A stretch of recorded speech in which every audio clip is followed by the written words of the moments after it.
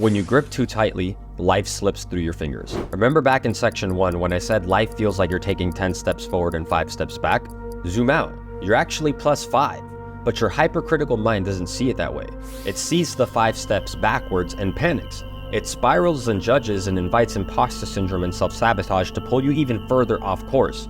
That's how a distorted lens tricks you into believing you're failing even when you're making progress. You're further along than you've ever been, but because growth doesn't feel like a rocky montage, you assume something's wrong. Understand this, the ancient Hermetic principle of rhythm states that everything in life moves in cycles, ebbs and flows, peaks and valleys, like a pendulum swinging in and out. We see this everywhere in nature. The tides come in, the tides come out.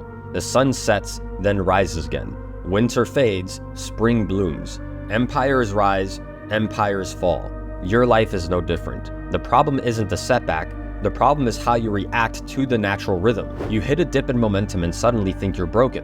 But all you're doing is reacting out of sync with life's rhythm, and that reaction drops your frequency even lower. That's what actually pulls you out of flow. Let's use the stock market as an example. Everyone loves seeing a stock that's up 20, 30, 50%, but the moment it drops 5 or 10%, they panic.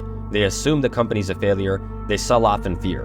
But zoom out on the chart and the truth looks very different. The best stocks, just like in life, follow rhythms. They gain 20%, then they pull back 10, then up another 15, then a 7-point dip, then another 20 up, and maybe a 5% correction. If you're constantly reacting to every pullback, you're no different from the retail investor who loses money because they couldn't sit still through the cycle. And guess who profits from their panic? The ones who zoomed out. The big players who understand the rhythm. The same applies to your life. Your own journey has frequency peaks and troughs. There will be moments of divine momentum followed by natural corrections. Your goal as a conscious creator is neutrality.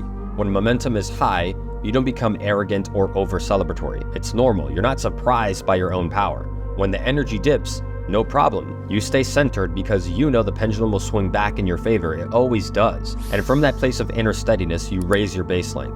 You experience higher and higher levels of flow, abundance, and effortlessness because you zoomed out. The key here is adopting a longer time horizon. You stop chasing instant gratification and you start trusting the process of aligned inputs.